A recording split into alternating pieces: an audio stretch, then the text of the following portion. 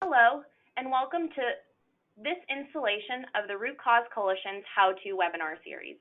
Before we start the webinar, I want to give you some brief information about the logistics of today's webinar. All attendees will be in listen-only mode for the duration of the webinar. This webinar is being recorded and will be available to view on the Root Cause Coalition's website later this week. Panelists of the webinar will be taking questions from the audience at the end of the webinar. If you have a question, you can type in your question on the question pane located at the right side of your screen. Thank you so much for joining us for today's webinar, and at this point, I'd like to pass it off to our presenters. Thank you, Monique. So this is Pritpal Tamba of Bridging Health and Community. Thanks for being on this webinar. I was going to talk about what we've learnt of what it truly means to engage communities, and also what it means for your organization. I hope you've all had a chance to read the text describing the webinar, and what you'll see in there is we talked about 12 principles of doing this work. And so what I'm going to do is talk through how we got to those 12 principles, and just reflect a bit about what it means for your organization. Just checking, Monique, that I have control. Yes, I do. Thank you very much. And I'm also learning how to use this webinar software, and getting the slides to move. So just while that's, Monique, just so you know, I'm hitting the button, but they're not moving. Yeah, it looks like we're having some brief technical difficulties. We're going to get this going one moment. All right, so I'll start. You can tell me when I'll start with what we were talking about. So we're Bridging Health Community is a Seattle-based nonprofit. It started off by when I was working with TED-Med. So I'm a physician by background. I used to be the physician editor of TED-Med, and I helped put the stage program on in 2012 and structured the program for 2013. And the thing that I noticed in doing that work was that although there were lots of very interesting things on stage, not a huge amount of it was likely to have much of an impact on communities in difficult social circumstances.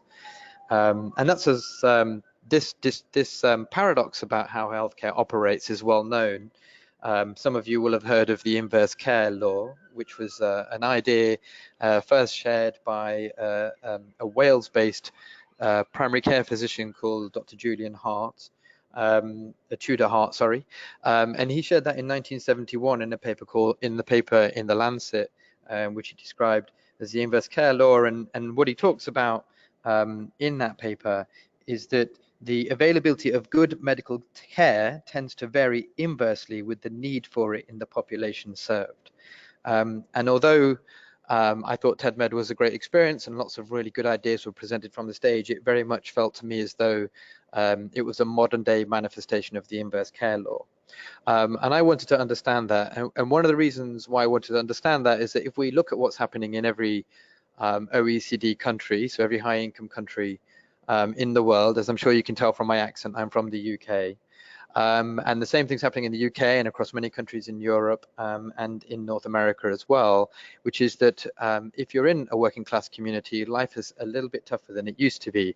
And in fact, we're increasingly seeing people in full-time job, but essentially being working poor and pretty close to the poverty line. And those seem to be the circumstances in which people are living these days, and of course, as we know, are likely to have an impact on their health. So what I wanted to understand was what it meant to work there. Now, Monique, at this point, it'd be good to know if we might have the slide, because there's a quote that I would like to read out on slide 6. Do you think we'll get to that? I am trying my very best. I'm so sorry. So one of my, I'll keep going and you can tell me when, but one of my observations of the space is that right now there's lots of different organizations pulling together multiple forms of data in mashups, and essentially presenting multiple ways of seeing social circumstances. There are probably 4 or 5 companies that you can even think of in your own ecosystem that are coming to you and saying, we're mashing social data with healthcare data, to get a much more holistic understanding of what's going on in people's lives. Now there was a nice article in MedPage today, and you can get the slides afterwards, and it's got the reference in it, and in which their commentator says that, and so what this article was really wondering was whether the social determinants, whether being able to understand them can really lead to any kind of improvements in health. And one of the quotes, or one of the paragraphs in that, is that as a practical matter, there's no evidence that these algorithms actually predict riskier populations, and little evidence on what interventions would change the course for these patients. And so it seems to me that if you look at what's happening out there, there are multiple ways of showing the what being that our social circumstances can be bad for our health, but not a huge amount to talk about how we do anything about it, or what I call what it would take to do something about it. And that's what I was really interested in when I finished working with TEDMed. So I started to try to understand what it takes to work in those environments, and I started from 3 principles. I wanted to start from how a community understood its health. I started from that basis because it feels to me as though we quite often in healthcare go into communities in difficult social circumstances, whether that's exclusion or poverty, and we say we want to talk about obesity, and they sort of look back at us and say, well, we don't, because we've got more pressing things to worry about. And quite often what they worry about are things that we do describe as social determinants, but they don't see it in those terms because they just see those things as characteristics of their lives, difficult characteristics of their lives. And so we wanted to start from the community's understanding of its health and build from there. We wanted to learn from practitioners, doers, as I like to call them, as opposed to people hypothesizing about it. We live in a world in which there are over 30,000 biomedical journals full of research that is being published by people largely sitting in offices, maybe making visits to communities, but not necessarily sticking around and knowing what it means to do that work. And so I wanted to spend time with people doing the work. And I only wanted to spend time with those people who were actually engaged, those people who would actually share their struggles. And the reason why I wanted to do that was one of my critiques of being in the innovation scene is that we all too quickly are willing to applaud those people who have done well. But if it's the case, and it is the case, that most innovation fails, people say as high as 19 out of 20 attempts to do something new will fail, then the prevailing narrative is failure. And it's really important for us to be able to discuss failure. And so I wanted to hear from people to share their struggles and get people in the room who are willing to sort of actually share those struggles. So those were the 3 things that I looked for: people working from a community's understanding of health, people doing the work, and those willing to share their struggles. And in hindsight, we called that group the Creating Health Collaborative. And we so far have spent time with about 100 different practitioners. Monique, I'm seeing movement on my screen, so if you're in control, perhaps you could go to slide 8, but do tell me if that's not, we're not there yet.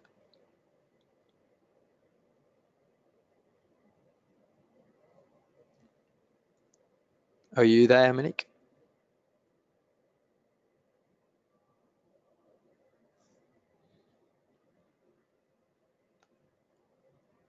Yep, Paul, we are on slide 8 and you can keep going. Okay. So are you going to give me control of the slides, Monique? Sorry, listeners, for the slight technical snafu. I think we're going to just try and do the slides from our portion. We're having some technical difficulties from the webinar software. So for ease of... Okay, that's totally fine. Perfect. So if we go to, I think it actually might be slide 9 because you've got the cover slide on yours. So it's the slide with the heading, the collaborative. So we pulled together a group called the Creating Health Collaborative. And the ways in which we engaged with them were sort of 3 ways. First of all, there was a meeting. We have held these meetings in New York. We usually had about 20 people. There's a picture of the meeting. That's the last one we did in 2016. And what we were doing was spending time with people doing work and really grilling each other over 36 hours about what was the reality of doing that work. On the left then, we did quite a lot of writing about this, so I'd spend a lot of time interviewing people. The person I'm interviewing there is Chantal Walg of the Netherlands, who is using a framing of positive health to try to understand what it truly means to care for health, as opposed to wait for people to get sick and then try to provide them care. Another click, Monique. And then the last thing we did was we published a book, a little ebook called Communities Creating Health. And we explicitly went out and found people working in communities and said, what does it mean to work with them rather than to them? And that little ebook is on Amazon. It's got lots of great insights from people doing the work. And so I thought I'd just share through two of the examples. Monique, feel free to just click through all of the animation to the end to make it a bit easier. We classically in healthcare often worry about people's diet and exercise. So I thought I'd throw up two of the examples from the collaborative of diet and exercise. On diet, of course, we're all worried about access to real food and whether it's affordable, and our big concern is food deserts. And the person who caught my eye was a chap called Phil Samble, who's running an organization called Good Food Markets. Keep clicking, Monique. And his diagnosis was that actually the issue was really that there were a lack of viable retail models for getting food into those spaces. And if we could just answer the business challenge, we could get more food in there. And so what he felt was that what he observed was that local stores usually are actually demanding too little from grocery suppliers to be of any real value to those grocery suppliers. And as a result, what happens is that customers have to pay more per unit, ironically, for the food that they may be getting in these food deserts. But he also observed a few things, and this is where this idea of getting people to surface their struggles comes to the fore. So one of the things that Phil noticed was that even when he opened a new store in an area that didn't have good access to fresh food, the local people perceived the store as a harbinger of displacement, and therefore were distrustful of it, and therefore didn't shop in there. And he also found that one of the things that he had to think about in trying to get people to come to the store was there was just really a general lack of social coherence in that local community. Now, those two things in orange are not things that he set out to try to answer. He tried to understand how do you create a sustainable retail model for fresh food in what we call food deserts. But he realized that in trying to do that, he had to deal with some of the circumstances of being in those environments. Next slide, Monique. And again, just feel free to click through to the bottom. So the next one is exercise. So this is an example that people have written about a lot, so maybe you've all seen it. So we say to people, we need to get more exercise. We try to make it a normal part of our lives. One of those ways to do that is to walk more. And this innovator, Maggie Superchurch, has come up with the idea of the Healthy Neighborhoods Equity Fund. And the idea was to fund real estate development in a way that would automatically promote walking. So just how are we making our urban environments or our environments in general? And the way she approached it was from a financial perspective. And so she tried to find money that wasn't looking for an immediate return. So that was usually public money. Then she found money that was okay with a modest return that tend to come from philanthropy. And with those two bands of capital in place, she tried to find commercial money that would normally look for over 10%, but she found people willing to give 10%, and she often went to hospitals to see how they might invest their money. And what she found is, first of all, that hospitals quite often invest their money without really thinking about their healthcare mission, which is quite interesting. But she also found that it didn't really matter how well they pulled together their fund. They had to think about whether that community that they were trying to invest in had a sense of safety and connectedness, because that underpinned whether or not they were ever likely to go out and do any of the walking that we hope that they do. So again, Monique, feel free to click through on this. I'm a little behind on my time, so I'm not going to go through these in general, but what you're seeing on screen now are essentially the 12 resonant themes that we have seen across the 100 or so practitioners that we've spent time with to understand what it means to work in communities in difficult social circumstances. Now, we got all of these things by getting them to explain their struggles. But I think if I was to say to the Root Cause Coalition, I would like to present 12 struggles, they probably wouldn't let me come on air. And so we flipped them and said, well, these aren't struggles, these are principles or considerations for how you might have to think about the work that you do locally. And hopefully you'll be able to come back to this. Next slide, Monique. just to make sense of it, I was trying to get my head around what these principles mean, and I was told to go and see this chap who is Professor Len Syme. He's is considered to be one of the first social epidemiologists in the world. And what Len helped me understand is that those 12 principles essentially describe an inclusive, participatory, and responsive process. And that you need one of those because actually what they do is foster the agency of a community, its ability to make purposeful choices. And I thought that was just all technobabble. I didn't really understand why Professor Syme was telling me these things. And he told me that agency underpins having a sense of control. And it turns out in that book that you can just about see, Self-Directedness, Len wrote a book chapter in 1990. Thanks. Next image. So Len wrote a book chapter in 1990 called Control and Health. And what he was trying to do was to try to bring an epidemiological perspective of why control is important to health. Next slide. And what Len describes in that book chapter is that there seem to be multiple terms in the literature: mastery, self-efficacy, locus of control, learned helplessness, and one that he even mentions in 1990 but is very much the kind of zeitgeist these days. People talk a lot about resilience. And what Len said was actually they seem to be overlapping concepts, and control seems to be an integrating concept. He described it as a parsimonious integration of the many seemingly unrelated concepts. And he said that control enabled him to understand why higher rates of disease are found among people in lower socioeconomic positions. And this changed epidemiology quite fundamentally at the time, because at the time it was assumed that people lower down the socioeconomic gradient were essentially making bad choices in relation to tobacco, food, diet, etc. And what Len and colleagues were all realizing was that actually whether people have a sense of control over their lives is fundamental. And he actually says at the end of this book chapter that he came to that conclusion grudgingly and reluctantly because it's very difficult. Difficult though it may be, it seemed to be very real. And so we decided to take those 12 principles and package it into a tool. And we spent 12 months trying to get people to use that tool. And what we found, it was that we were likely to use it in community engagement processes. And when we reissued the tool a couple of months ago, we changed the name to Bringing Purpose to Community Engagement. And in that tool, next slide, that's an image of one of them. So that is the 11th principle: build a team capable of working in a collaborative, iterative way. If we just go back for a second to that image, Monique. So what you see along there is a continuum going from dark red to yellow. And what that is a series of statements about how much you're operating in a way that is aligned with that principle. On the very far right, you're working in deep alignment, and on the very far left, you've only just really appreciated the importance of that principle, but not necessarily made many changes.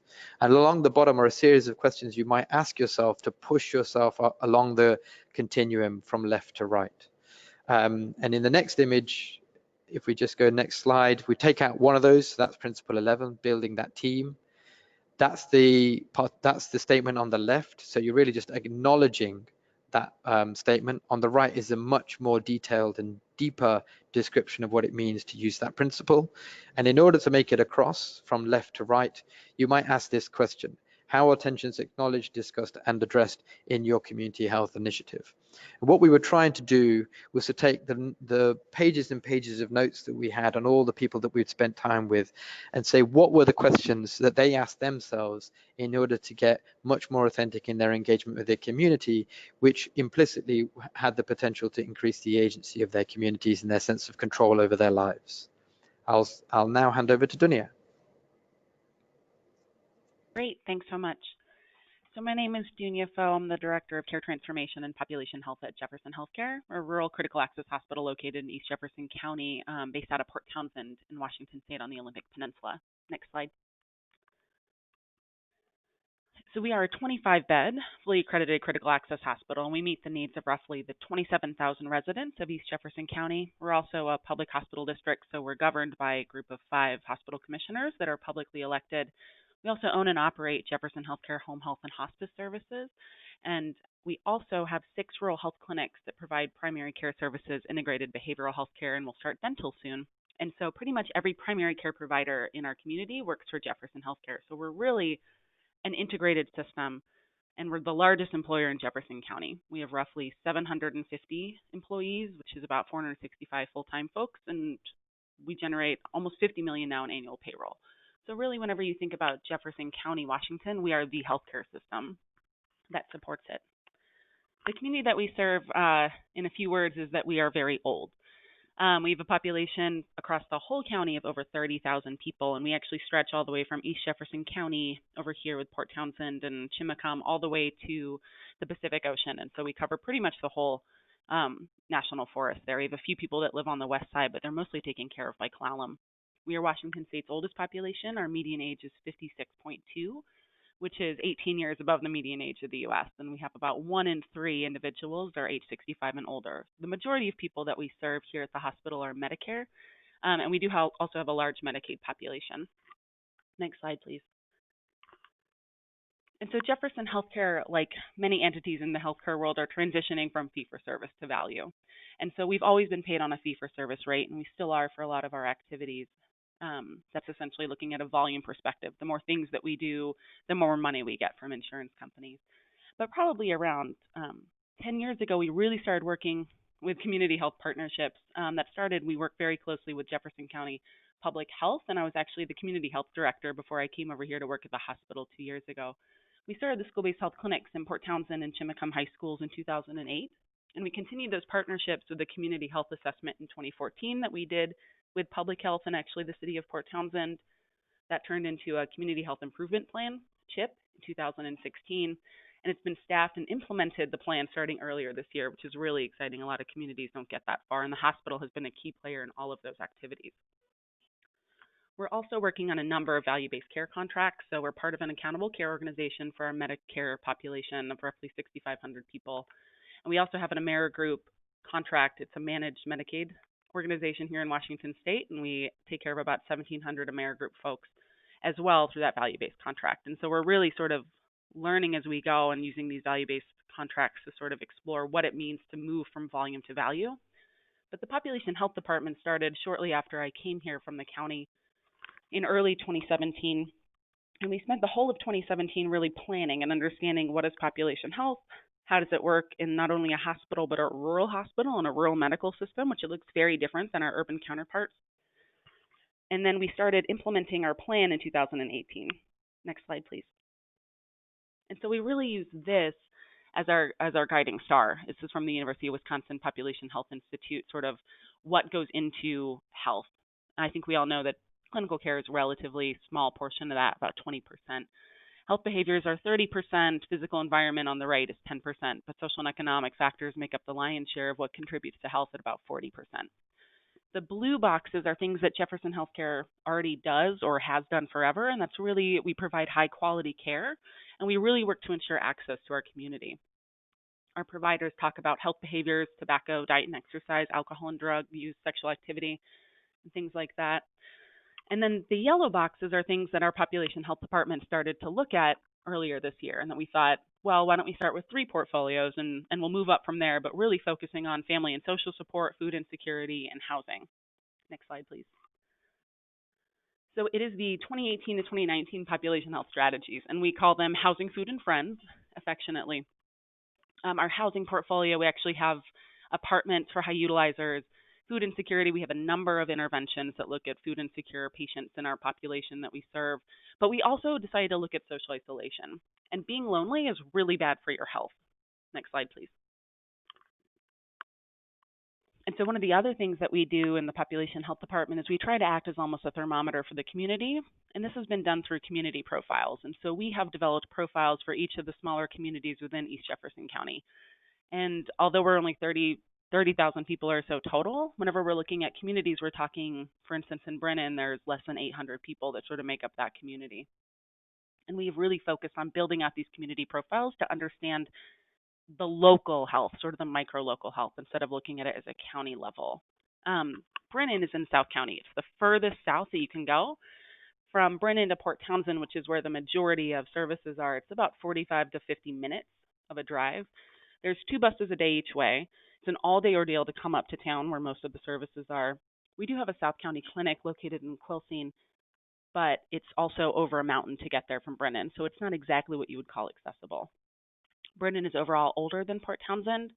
It's highly economically suppressed. If you look at the school data, almost 90% of the 62 students enrolled are on free or reduced lunch meals, and that's only kindergarten to 8th grade. And so talk about socially isolated. They're geographically isolated, and there's a lot of social isolation down there too. And so we decided, why don't we look at social isolation? Why don't we look at being lonely in Brennan specifically? And we were like, all right, well, how do we do this? We have all of this data. How do we really talk to people in Brennan to understand what day-to-day looks like for them? Next slide, please. And one of the things that I love being someone who actually works in the field is finding tools instead of like people pontificating or people, writing papers about things, but actual tools. So whenever I'm saying, how do I do this? Finding something that is a tool is really important. And that's how we came across the Fostering Agency to Improve Health tool to apply the 12 principles. And this is an older version of it. So a new one came out a few months ago, but we used this last year to really understand how do we apply these 12 principles, what are they, to understand health in our community. Next slide, please. So what we ended up doing is we printed all of the principles, we taped them to our wall, and 4 people, myself included, ranked how we thought we did as a department and as an institution across all of these 12 principles. It took getting a physician, a public health specialist, an executive assistant, and a marketing coordinator in a room and giving them stickies and hanging them up on the wall to understand. Next slide, please. So doing a close-up on this is number 7, except that this is long-term iterative work. And so we didn't speak whenever we were looking at these principles and ranking ourselves on them. We did it quietly. And then at the end, we sort of talked through if we were really disparate on a certain principle, then why, what did we think, what went into that, how can we sort of address this? As you can see, we all agreed that we're not great at accepting this is long-term iterative work. I blame myself for a lot of that. I think it's a millennial thing where I'm just like, do it now, it'll be great, no problem. And so that's sort of how we used the tool and talked through the issues.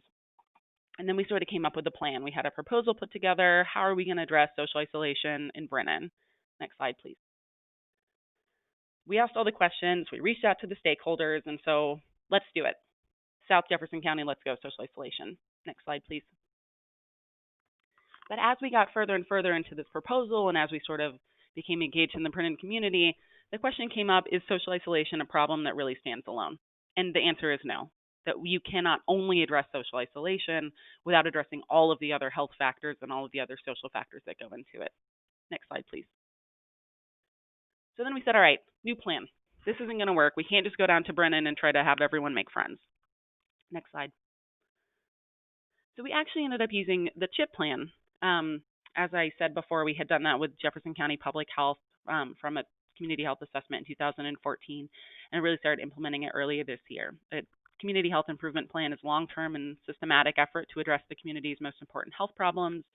It's community-driven, rooted in data, and is used to define a vision for health in a community. Next slide. And so what it started with in 2014 is a community health assessment where everyone looked at a lot of data. We identified the top issues, and then it actually got synthesized and boiled down to final priorities. And this was incredibly community-driven. There was probably 250 stakeholders from across the community involved in identifying these. Mental health and chemical dependency, which is a huge problem in communities across the United States, chronic disease prevention, access to care, and immunizations. But even looking at these all have subgroups that are meeting regularly now. These are very much in silos. And so can you really talk about access to care without talking about immunizations? Not really. Can you talk about chronic disease prevention without talking about access to care? No.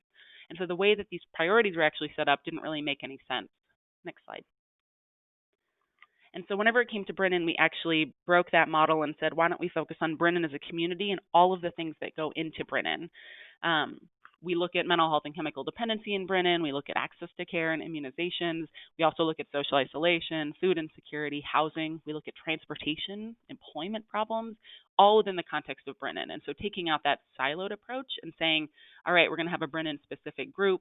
We're going to engage the community and move all this work forward. So it actually completely, using these tools, has completely rearranged how we worked on the community health improvement process down in South County. Next slide, please.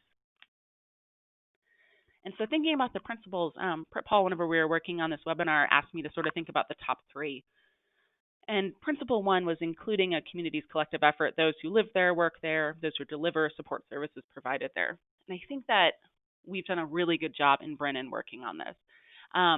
In Brennan, there's only 800 people there, and really the hub of the community are the schools, and the school district, Brennan School District. A woman named Trish is the superintendent, but she's also the principal. She puts Band-Aids on knees. She calls moms whenever they can't get food. She unclogs the toilet when needed. So she really acts as the end-all be-all of the Brennan school system. She knows all of the kiddos there and all of their families. So the school is really a hub, and she's been able to bring in all the appropriate stakeholders into the room, all of the community members that need to be there.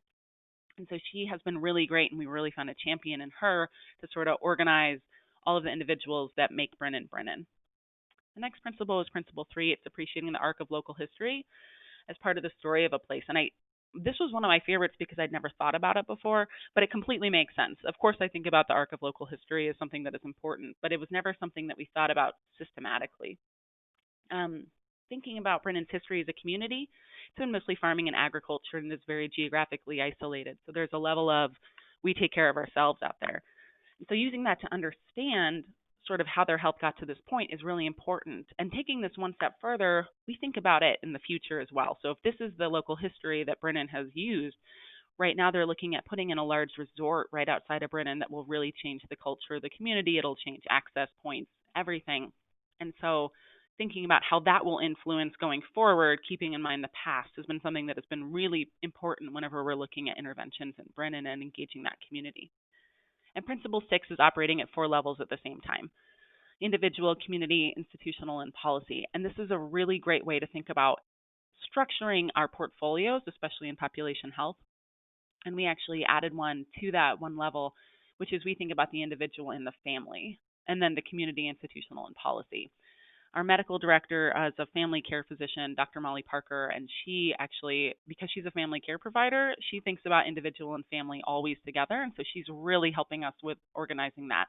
I'm an epidemiologist by training, and so I think in aggregate, I think at the community level, numbers, less so names, and so really thinking about how to bump it up a little bit, and she helps keep me grounded with that individual and the family. And then also working on policy across all of our portfolios has become an increasing focus and will be one of our main strategies moving into 2019. So these are the principles that really spoke to me, and there were several more that I could go through, but I think that I'm also over time, so I will pass it off to Lori. Hi, everyone. Monique, can you hear me okay? Yep, loud and clear. All right, great. So you can go ahead and go to the first slide, Monique. And I'm going to talk a little bit about our experience or in the field as we've been working quite a bit with the development of cross-sector partnerships. And as this work evolves, how we're starting to see, you can stay on the first slide, Monique, how we're starting to see community, actually the beneficiaries of the partnership, as being the next partner in the work. So over the last 8+ years, working across the sectors, the medical and the non-medical, to design, build, and implement effective cross-sector partnerships as a strategy to activate a better system of health and healthcare, we've learned a lot. And this learning has not come from research or writing reports, I think, as Paul mentioned, but by working very closely with our clients to bring their partnership, to help them bring their partnership ideas and strategies to actual fruition. And this work has taken shape in a variety of ways. So strategy and positioning, cross-sector partnership design and implementation, which has included not only experimenting with new ways of working together, but also with new models of service and care delivery. And we've also been doing quite a bit of work in organizational development, capacity, and skill building. One, because we learned very quickly that this kind of work requires significant change. There's no getting around it. And two, because we also learned that the capacity to partner is not always a natural skill set within the organizations that are seeking to create these partnerships. And the partnership work has actually been grounded in a variety of settings. So foundations and national associations that are investing in capacity building to position community-based organizations to partner more closely with the healthcare sector. Health payers that are actually testing the hypothesis that if they invest in social services, can they bring down expensive healthcare utilization? Community-based organizations that are repurposing their services, leveraging their expertise, their decades of expertise in addressing the social determinants, and strengthening their ability to partner with the healthcare sector. And then health systems. This work has been anchored in health systems that are seeking to improve through a partnership strategy their clinical, operational, and financial performance. So the partnership work grounded in a variety of settings, but with one common goal, and that's to improve the system of health and healthcare by bringing multiple partners across the sector together. So next slide, Monique. So I would say one of our most, I'd say, experiential learning so far is when it comes to cross-sector partnership, there is no playbook. There's a lot of toolkits, case studies, a lot of information to pull from, which is great, but there's not a real silver bullet, step-by-step, here's how you develop cross-sector partnerships. And this is because the problems that the partnerships are coming together to address are very complex. These problems are dynamic, they're nonlinear, and often counterintuitive, and they're a result of the interplay between multiple factors that are constantly moving and constantly changing. So if you think about improving the health of a population, yes, that's accessed by high quality healthcare, as we all know, but also by economic conditions, social norms, daily diet, family relationships, and psychological well-being. And these variables are in constant flux. And so they need to be considered when you design and implement your partnerships. So even though we believe that much more emphasis needs to be put on the what and the how to create effective partnerships, the value is putting that in what's going to work in your organizations, in your regions, in your communities, systems, and with your potential partners. Next slide, Monique. And you can go all the way through. But we have learned in our work that there are some considerations or some conditions to factor in when you start your partnership endeavors. And I'm not going to go there. These are I would like to say they're often very obvious but powerful and also very underestimated. And I'm not going to go through all of them today, mostly because I don't have time, but I do have quite a bit of learning and commentary for each one of these categories, which maybe we'll save for another webinar. So leadership, financing, market conditions, capacity across the sector, results focused, and design. But I would like to spend a couple minutes on the design part. Next slide.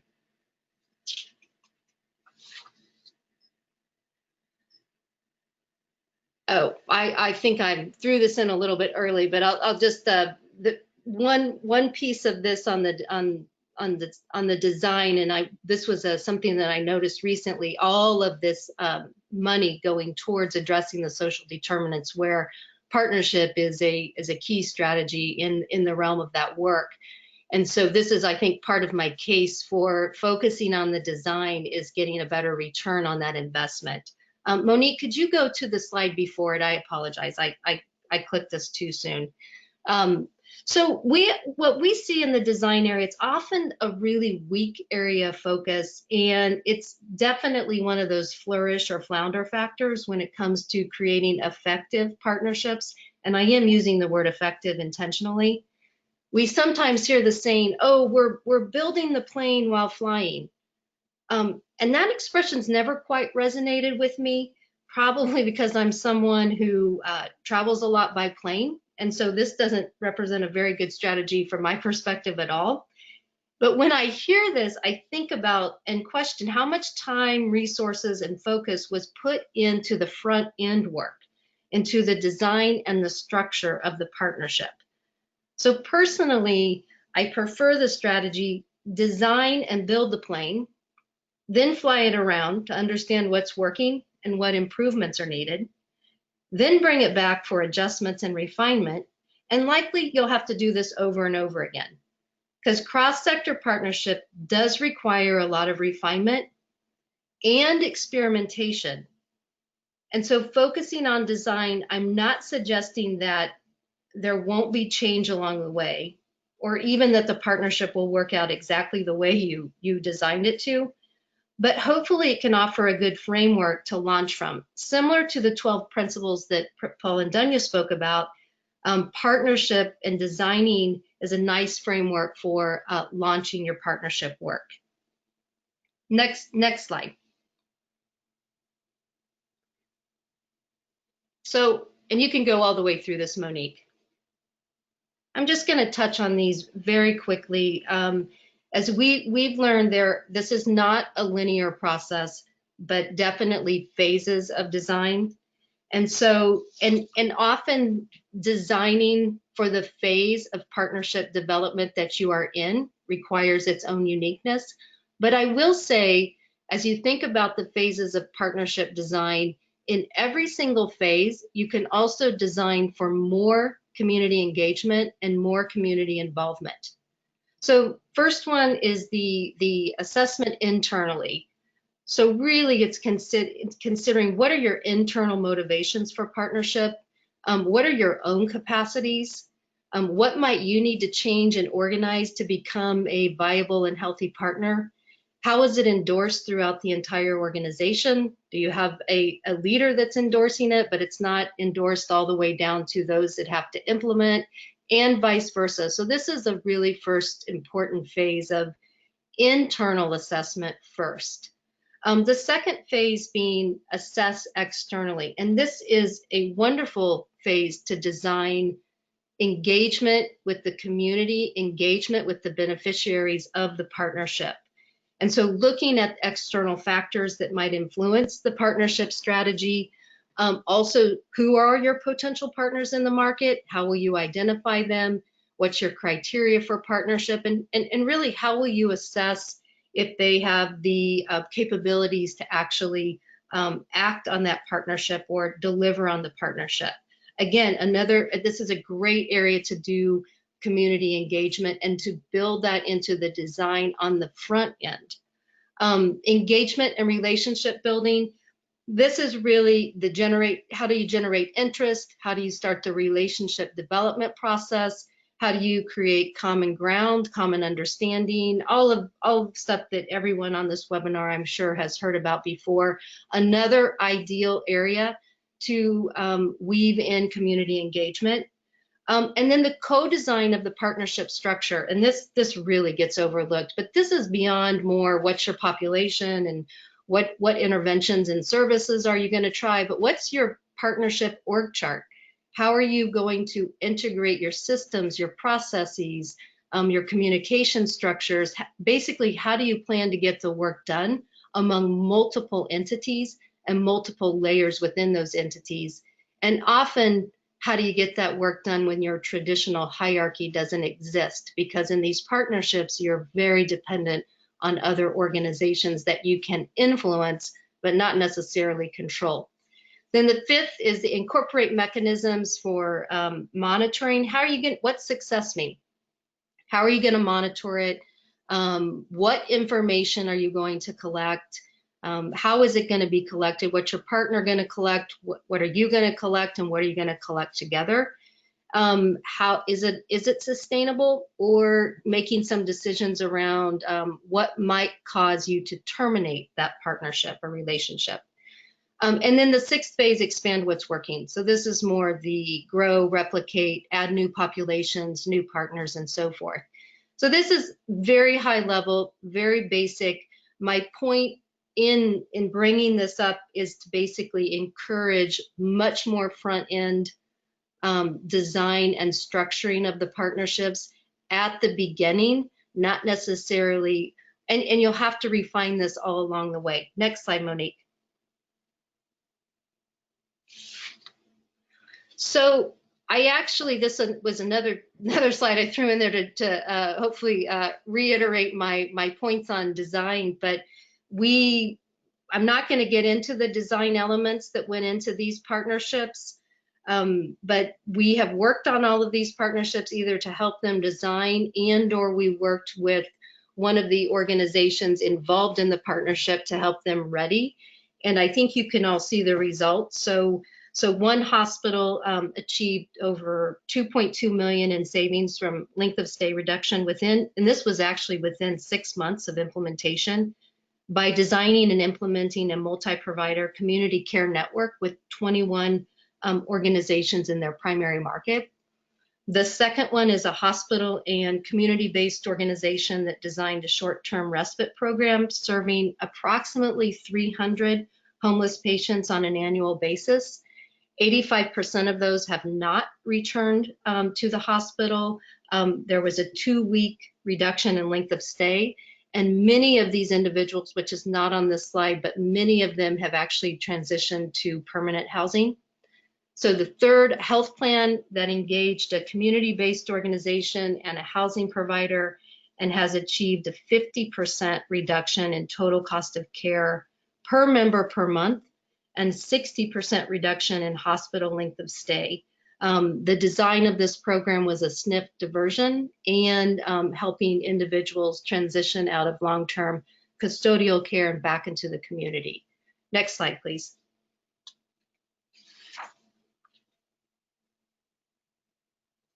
So as I mentioned at the beginning, as the cross-sector partnership evolves, we're really starting to see community members, those beneficiaries of the partnership, as being a key design partner.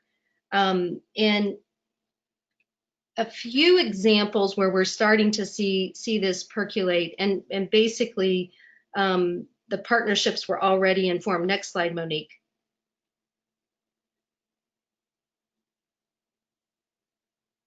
But one of these examples was, it actually was the one I just mentioned. So the health plan member that looking at transitioning members of the health plan out of long-term custodial care and back into the community.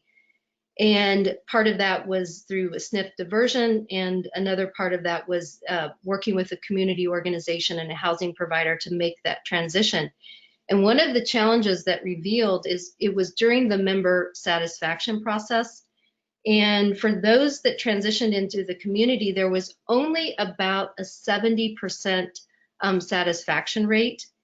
And the leader on the health plan side, who was heavily involved in the design of this partnership, he believed that should be closer to 100%. So he went to the individuals and he started to talk to them.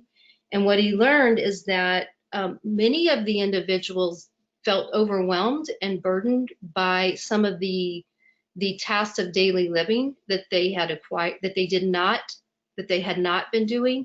And then the second thing was many of them felt lonely and isolated. And so this actually came to this was a pretty big surprise for the health plan, because from their perspective, and the keywords, their perspective, they believed that they had addressed the majority of the needs through housing, meals, transportation, access to care managers in the community, and so forth.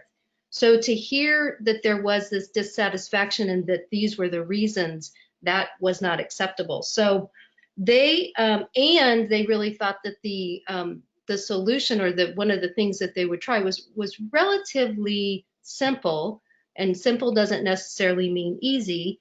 But so they've started to experiment with more community engagement in several ways. One, they've designated ambassadors, those that have already made the transition to community and to help those that are newly transitioning. Second, again, very simple, but hadn't thought about this, is asking the individuals before they transition back to the community what they anticipate their needs are going to be. And then quickly after that transition, following up with some conversation and engagement to see if those needs are being met. And then the third thing, they hired an outside organization to help create programming.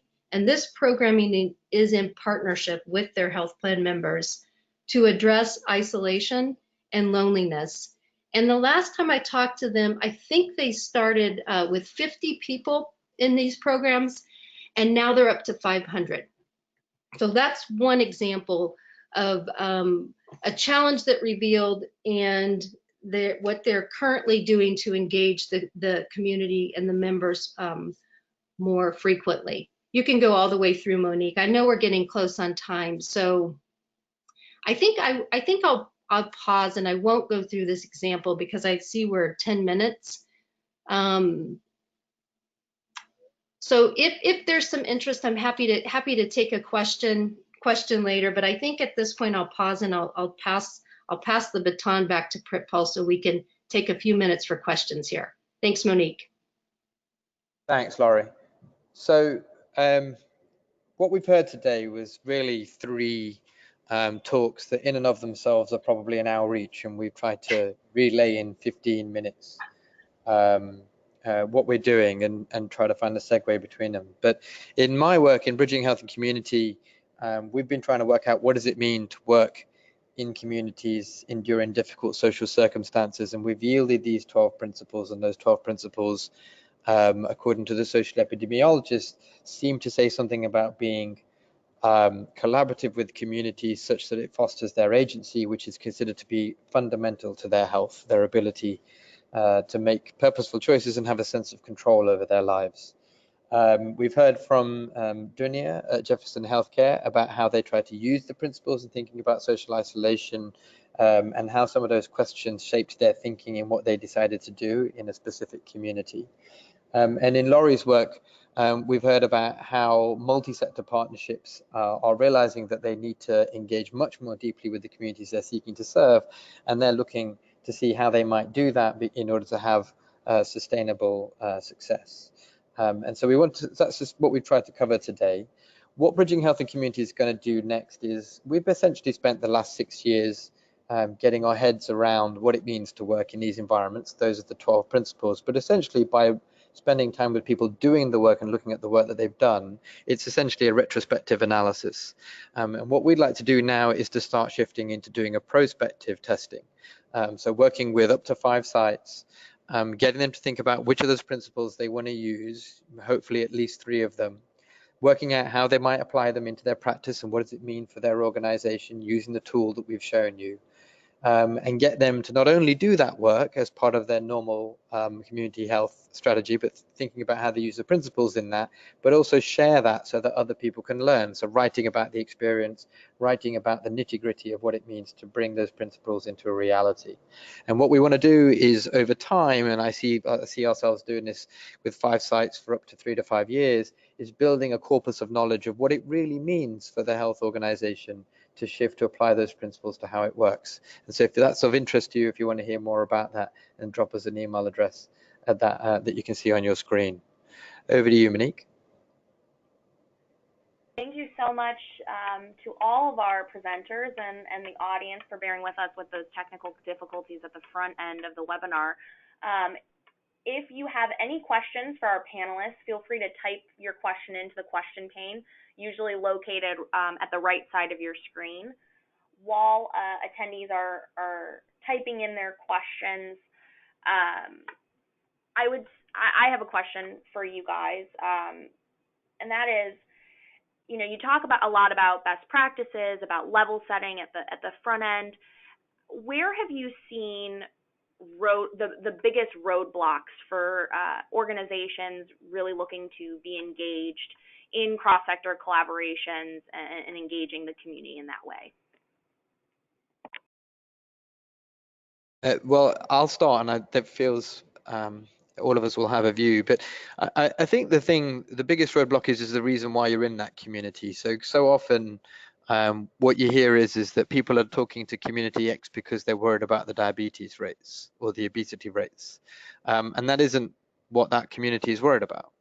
And so there's a sort of a mismatch between the reason why people from systems show up and what the people are actually thinking about. And that is quite often almost an insurmountable roadblock because you can't find common ground to work together on. And so that, for me, there's a sort of really deep problem about trying to work out what are we all trying to do together. That's what I've seen quite repeatedly.